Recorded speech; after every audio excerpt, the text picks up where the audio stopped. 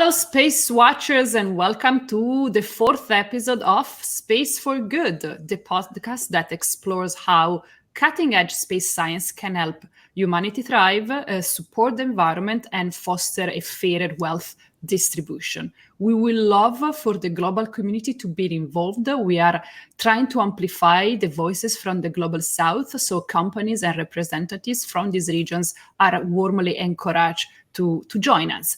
And we also want to be a community-driven, bottom-up narrative. So we also welcome concrete case studies, real-world needs, and end users. So if you tick all these boxes, don't hesitate to contact me. I am Emma Gatti, your favorite editor from SpaceWatch.Global, and I invite you to join us on Space for Good, where space meets a better future. And joining us for a better future, we have Madin Maseeh, the president of the Maldives Space Research Organization, an organization that helps the Maldives to benefit from space and data. Madin, welcome. Thank you, Emma. I'm glad to be here.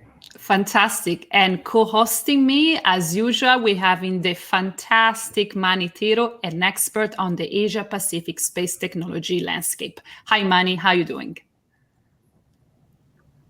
Hi, Emma. Great to be with you. And you, Madin. Fantastic. Likewise. And this is also a little Karman reunion. So a big shout out to the Karman project that allowed us to be together here today and put us in contact. So a big great thanks to this organization, this program that allows as they call space leaders. I'm not sure I can fit this profile, but definitely Madin and Mani do. So thanks a lot for the Karman project also to making this happen somehow last year. So let's get started. Madin, you are the president of the Maldives Space Research Organization. Not every day we hear a space concept attached to the Maldives. Maldives are famous for tourism, for the sea, for the fantastic landscape.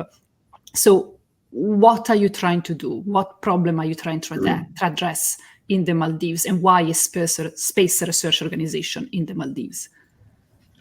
Yeah, thanks, Emma, and really, really glad to see both of you here again after Karman Week. Yeah, this is a question I always have to address at almost every international conference or panel. It's not something that people are used to, but it's quite obvious, the connection between space and the Maldives. We always start our framing our problem and the purpose of space by saying Maldivians have always looked to the stars. It's been baked into identity since the first settlers in the Maldives. And space is important to the Maldives because not only does it offer the practical solutions to deal with a lot of the issues that we are facing today because of the climate crisis, with sea level rise, global warming, and increased number of disasters and storm surges in the Maldives, but it also offers an opportunity for a new identity in the Maldives. Currently, because of the climate crisis, like you said about the future, right? For most of the youth in the Maldives, the future is very bleak. Space offers an opportunity for a more hopeful future because using space, not only can we protect our country, but we can also become innovators in the field because of our geographical location and the vast ocean that surrounds us. So these are some of the reasons why space makes a lot of sense in the Maldives. And we started the Maldives Space Research Organization with that goal in mind. So our vision is to help Maldives become a spacefaring nation, to build a space sector in the country so that we can use space for a better future in the Maldives. Thank you, Madin. So you mentioned the concept generation, and I was quite touched by the concept of the future looks a bit bleak. It seems there are not so many opportunities. How does space exploration can connect with education, in your opinion? Yeah, Maldivian students especially, they're very excited about science and technology. We have one of the highest literacy rates in South Asia, but at the same time, there aren't many opportunities. There aren't many things that excites them in the country, unfortunately. Space offers that opportunity. We actually spoke to a couple of universities in the Maldives just last week, and there was so much excitement just in the teachers themselves. And they're carrying the excitement from the students, right? For students who are studying in the Maldives, they want to contribute to the country. No student in the Maldives graduates with the desire to leave the country without any regret. It's really a matter of the current opportunities, the current situation. And space offers a way to revolutionize education because space requires an interdisciplinary approach, right? Space is not just for engineers or scientists. You are yourself a journalist, Emma, and space requires all fields of people. And I think that's very exciting.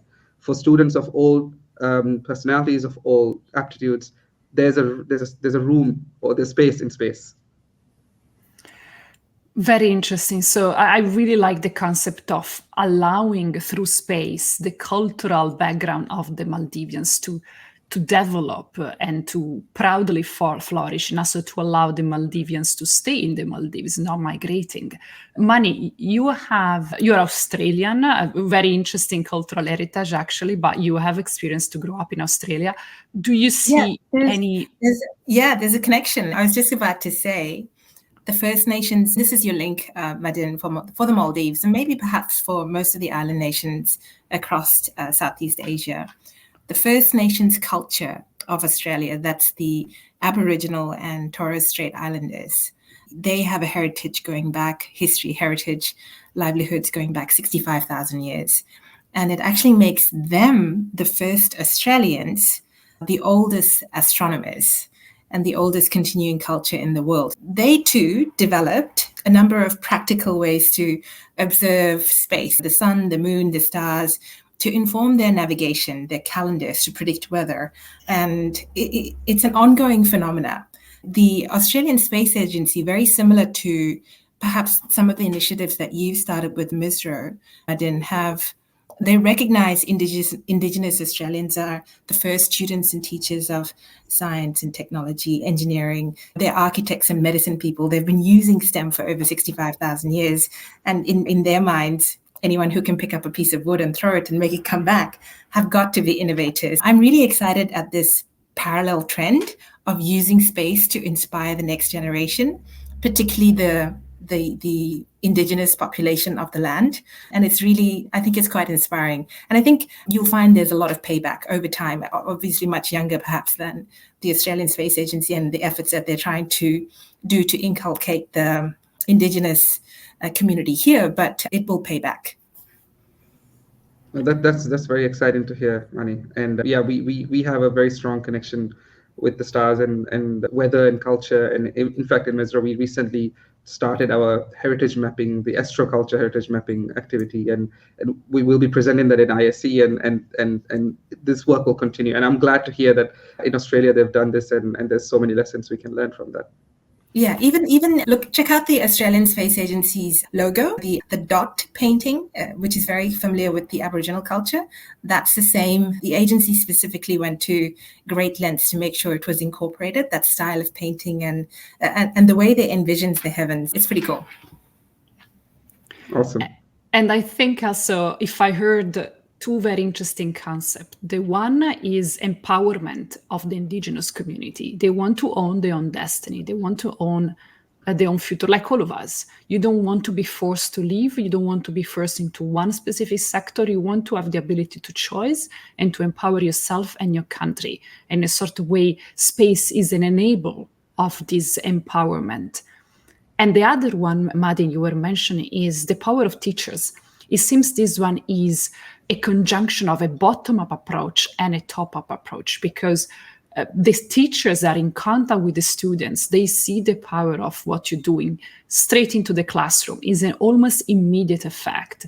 And then, of course, you need government support to be able to enable a process that is still quite expensive, long, and it takes decades. Am I right? Am I understanding this correctly? Yeah, absolutely. And even though some of these institutions are private, they do rely at some point on a nationwide effort to really change the education system. But we can start with these schools that have the funding, that have the appetite to actually revolutionize education. And I think one very important parallel that we use in the Maldives that we may not communicate internationally as much is, we are a nation where we have around 300 square kilometers of land compared to 90,000 square kilometers of territory. So we are 99.6% ocean. And what has happened till today is we always focus on the land bit. There's a scarcity mindset that's being boxed in, right? I think what space offers is this idea of thinking in infinity, right? Because space is pretty much infinite for all practical purposes. But it also starts to have a translation on the ground, because now we start to see our ocean in different ways. We start to see its value. And really the opportunity with education here is not just the practical benefits of going into space, but it's also this ideological shift, right? let's not just look at this really tiny piece of land. Let's look at the entire territory, the vastness of our oceans in space. Yeah. Absolutely. Mani, do you want to comment on that? This is just perfect. No, I was just going to say, I think in last year, NASA had a partnership, or we came to an agreement with the Australian Space Agency to send a few Indigenous students to like a space boot camp and basically inspire them towards their bachelor's, their honors, etc. And we should do something. We should look at trying to see what we can do for Misro and the Maldives, because we had one excursion as part of the Carmen camp, if you remember, and they were quite young, but they were quite excited. And it would be so cool to see if we can bring out some scholarships or do what we can anyway to see if there's interest in educating a few more. Absolutely. Yeah, they'll go a long way. Yeah. And you mentioned the ocean. So let's move a bit the focus from education to actually environmental issues. Like you said it's 99% ocean for you. So obviously you see environmental problems firsthand. You're not moving into a theoretical framework where climate change is just a theory. You actually observe it, you suffer for it, because you live so much in contact with the natural landscape, with a very fragile natural landscape.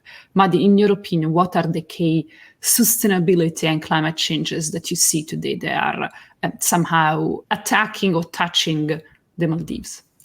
That's an excellent point. And I think it's one of those cases where everybody generally knows about it, but no one really understands the gravity of the situation we're in. And oftentimes sea level rise is always used as the main kind of threat. But the truth is sea level rise may not be as significant or as big of a threat as other more early onset threats that we are already facing today, especially because we are a very low-lying nation. Storm surges, heavy rain, heavy wind, tidal waves corresponding with instability of the ground means that our livelihoods are already being affected. And way before sea level rise can have a meaningful impact, our corals might die because of sea surface temperature. And that is far bigger of a threat to a country like the Maldives, which is entirely dependent on corals, not just to protect us from the larger ocean around us, but also to provide a sustenance, right? Because coral reefs are the most biodiversity dense ecosystem in the world. And they directly or indirectly account for most of the food sources in our islands. And it's really this combination of increase in temperatures and these unpredictable weather patterns that are really affecting our livelihood today. And even when I was in the Maldives last week, the capital city was flooded almost every day, either from rain or either from increased tidal events. And our storm drains are unable to cater for these events now. And on days where it seems clear, on months where it's not supposed to rain as much, we're seeing a lot of rain. And everyone is talking about how the weather is becoming unpredictable. So much so that our indigenous calendar that uses the stars and predicts, or tries to forecast the weather is not aligning anymore. So we have to update this. And that's also another conjunction of this identity and also the space data. Absurd that this is such a direct account of what's going on. Mani, sorry, I cut you off, please. No. It's such a moving topic, actually, because it's exactly what, Madin, you brought out so many different points. But the first one I'll touch on is the reefs being hotspots of biodiversity. Typically, they tend to cover less than 1% of the seafloor, but they support at least 25% of all marine species. So in and of itself, climate change killing the corals, and it's eroding the capacity of these reef systems to provide essential, like, internal ecosystem services to the other marine life, which, like you said, a lot of people depend on their livelihoods. I think across Asia, it's about 1 billion.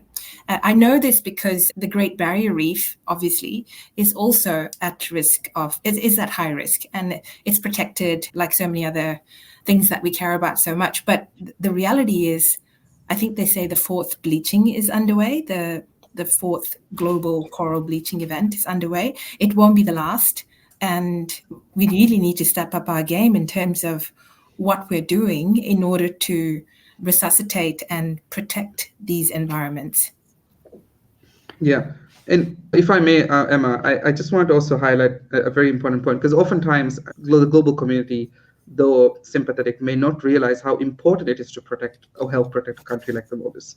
Because we are on the equator and we are very strategically located, when I had a chat with our Met Office in the Maldives just the other week, one very interesting fact is if the monsoon starts in the Maldives, right, near the Maldives. So whether India will face a very active monsoon period, whether it's going to be heavy rain, can be predicted if we have proper data in the Maldives. That means we can help early warning for India, which obviously if India has a really active monsoon period and it faces heavy torrential rain, can affect the global community, right? So that means Maldives acts as a bellwether in many cases. Cyclones start near the Maldives. It doesn't affect us directly as the cyclonic stage, but a lot of these things mean that by helping protect us, we can help protect the rest of the world as well. And I think that's a part of this conversation that's not often touched upon. It's not just protecting us because we are vulnerable, it's because we are an important kind of vanguard in this fight against climate change. Yeah. 100%. I think developed nations have not just a moral responsibility to help what we've managed to collectively destroy in many ways, but what you raised, Madin, the fact that we are so interconnected, that what happens to the Maldives, what happened to coral reefs anywhere, much like the Amazon forest, which are the lungs of the earth, it's all highly interrelated. And from an economic perspective, not just in terms of disasters, but productivity, livelihoods, it's difficult to map out the supply chain or just even how these systems, the weather patterns, the physical ecosystems work, but undeniably connected. And what happens to the reef is essential for our collective survival. So maintaining the health and stability is something that we should all take equally seriously, equal responsibility for it. Absolutely. And thank you for touching both. This is a very important point. We come from this Victorian age notion that because we have political borders, then NATO has political borders, which is absurd, because if there is something that science has taught me is that the entire system is profoundly interconnected. Yes, what happened in the Maldives, or what happened in the Amazon forest, or it happened in Antarctica, or it happens up in Greenland, does have a ripple effect on global scale, on the global weather, on the global climate, on the global landscape, and in general on everyone. So it is really important to move outside of this silos thinking, which we think that what happens in one little spot doesn't affect the global environmental cycle, because it is not like that. In fact, space is there to show it, like 50 years of global monitoring, and we know that the system is profoundly interconnected. El Niña, when they happen in the Southern Pacific area near South America, and they do affect me in Milan. So we are interconnected. And the last point that I want to make, something that we keep drilling, and I completely agree with both of you, that nature has a price. The systematic destruction of our environment has a high price tag that the generation after us will pay. So we are also here not only to raise awareness, but to build the framework so that policymakers, decision leaders, entrepreneurs, whatever you want to call them, understand the long-term effect of what they're doing today. This is fundamental, in my opinion. So maybe moving, Madin, just try to understand, what can we do? Where do you see the need for a more global collaboration, since we are discussing about global correction? What do you require from the international community? Well, I think we require the entire international community, both the space sector, but also the rest of the world, to understand the importance of helping translate space data and technology into actionable intelligence in a country like the Maldives. We've started the work, but we definitely need the help in order to translate that into that level of insights. And that means, practically speaking, we do need relevant data, not just generally more data. Open source data can help us get to a certain point, but because our islands are so small and so dynamic, we do require higher spatial and temporal resolution, as opposed to a country that might be less dynamic compared to the Maldives. We also need funding. A country like the Maldives, we are small in our own, and it's difficult for the government, for example, to be the only funding source for a project like this, especially because our tourism sector is now being affected by these adverse weather effects. And so the international community needs to come together to figure out what's the right way to sustain projects like this, because it's not just for the Maldives, like you both said, right? And lastly, I think we need everyone's expertise and experience. Like the analogies that you guys have shared here, like through your own lived experience, is very useful for a country like the Maldives, and vice versa as well, right? We are able to share so many lived experiences that might be relevant for other nations, and I think that this global knowledge sharing, not just data sharing, I think is quite important. And yeah, so I look forward to that. I think I'm already seeing quite a bit of positive responses and impact, especially with the Cayman Week coming to the Maldives, and that ripple effect, just this positive ripple effects as well. And I really hope that we get more of that. Yeah. Last question for everyone, always the same. We can go to Mars, and yet this is a very common one that I always get asked, but I would say it would be disingenuous of a Maldivian, of a nation that was founded by daring, risk-taking travelers who left the mainland to find these tiny islands. So I would say space exploration is, in general, still something that we really admire, and I think is going to be part of our identity. But at the same time, it doesn't have to be Mars. It could be the moon. It could be Venus. It could be, and it should be done responsibly. And I think that's the balance that a country like ours can really help strike in these conversations. So Madin Maseeh, first Maldivian on Mars. I can already see the title. I'm not a fan of that planet. But yeah, I do hope a Maldivian one day in the future. Fantastic. Mani, any last words you want to add? No, I just think it's, I'm still getting over my experience of the Maldives, and we stayed in such a beautiful little island. If I was an alien and I came first to Earth, I hope I'd land in Maldives and take that as a blueprint for what I would want back home. I actually think you have something so special down there. And there's so much that we can do right here on Earth to protect what we have. So I'm still like off the camp. Emma knows this well enough. I'll stay on Earth. I just want to make it as good as we can. Fantastic. I might be upset that you didn't say you want to land in Milan if you were an alien, Mani, but it's all right. I'm not taking it personally. Thank you very much. Well, you are always welcome back in the Maldives. We are always happy to host any of you here. Thanks, Madin. Thank you so much. Thanks to both of you. It was a fantastic conversation. And this is the end of our Space for Good 4th episode. Stay tuned for the next one. It was a pleasure. Take care. Bye. Bye-bye.